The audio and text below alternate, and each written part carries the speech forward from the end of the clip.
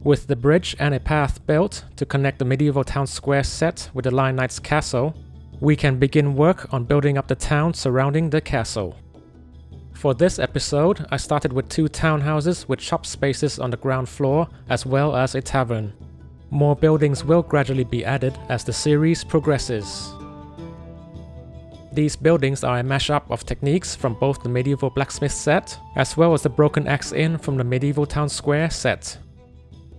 The ground floor uses techniques and styling from the blacksmith with the arch designs, the corner bricks, and the timber support for the upper floor, but modified for the smaller dimensions and scale of these buildings. I won't be breaking down the builds too much since you can refer to these techniques in the online instructions for these sets on lego.com. This first example is a bakery. The kiln is built into the chimney, much like the blacksmith set, but it has been scaled down for the lighter use.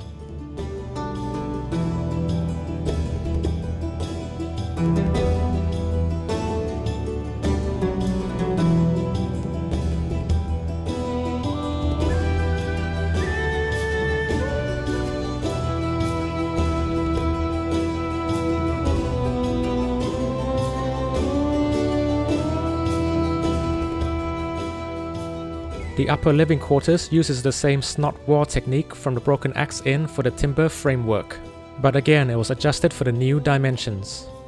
The key components for this technique are the 1x1 2/3 snot bricks, as well as the 1x4 modified plate with 2 studs. Everything else is pretty common. The roof design more closely resembles the thatch roofing from the Lion Knight's castle. Both the roof and each floor of all 3 buildings are removable for interior access. There's quite a lot to go through, so I'll be speeding things up as much as possible to save time.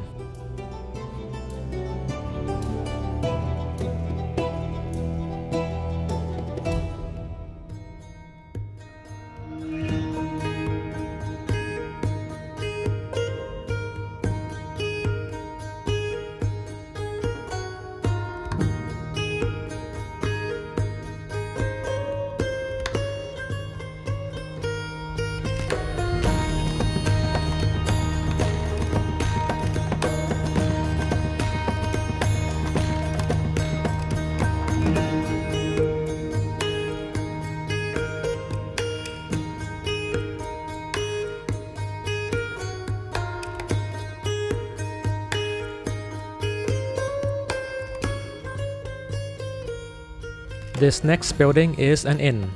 I wanted to have some changes in heights for the buildings, so I made this one 3 stories tall. The ground floor is a kitchen and food storage where the innkeeper can prepare meals for the tavern above. The tavern is just a simple little space for patrons to wine and dine. Above the tavern level is a bedroom for guests staying overnight. I experimented with dark orange as a timber framework for this building to have different color schemes. And I gotta say, white on dark orange worked out better than I expected. I'll definitely be using more dark orange timber framework for future buildings.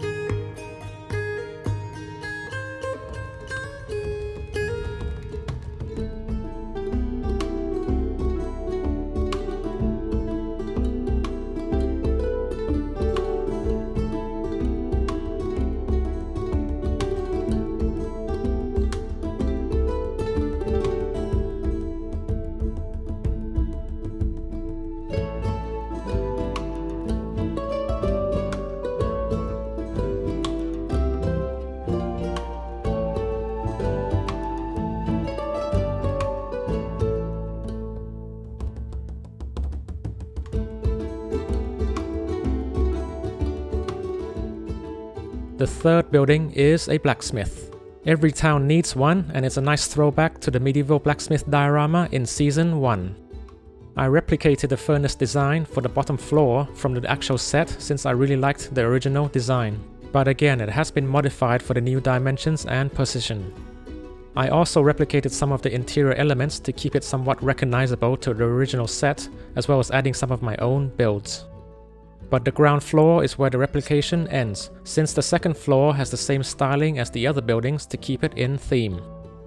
The upper floor shares the exterior stairs with a tavern, since these two buildings are meant to be placed together.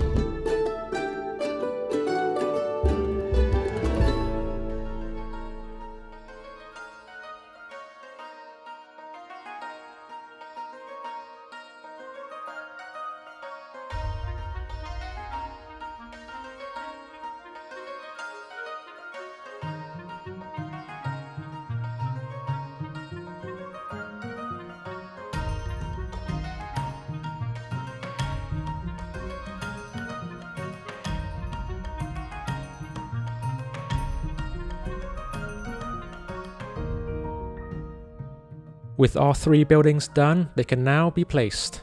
I use jumper plates so that they can be easily removed. The bakery is placed off the stud grid to prevent giving the diorama a rigid look.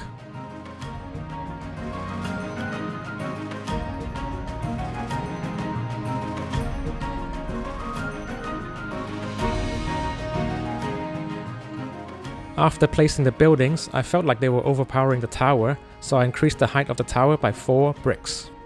With all of that done, we can now connect up this new area with a path.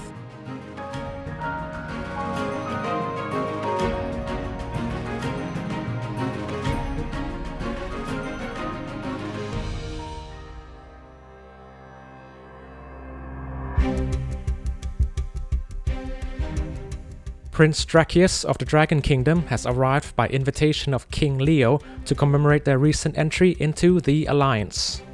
Tensions are high. War has been raging between the kingdoms for centuries. Exposure to dragon essence has turned their eyes red and given them aggressive tendencies. Those that have survived a successful dragon hunt are marked with tattoos and given the honor to serve the king. Mages of the Dragon Kingdom extract dragon essence and enchant them onto pre-selected infants who grow up to become dragonborn warriors. The Dragonborn are greatly feared on the battlefield, with the strength of 3 to 4 men and the ability to fly giving them great maneuverability. Prince Dracius, I bid you welcome to Linesguard. Prince Dracius, we meet again. Any news of the Western Front? I have traveled far. I will now rest. Very well, we have accommodations prepared in the keep. I will arrange my own lodgings. Prince Dracius and his men proceeded to rent out the Broken Axe Inn, removing all other patrons of the establishment. To preserve the fragile alliance, Prince Leandrel ordered the guards not to intervene. Like I said, not too fond of talking.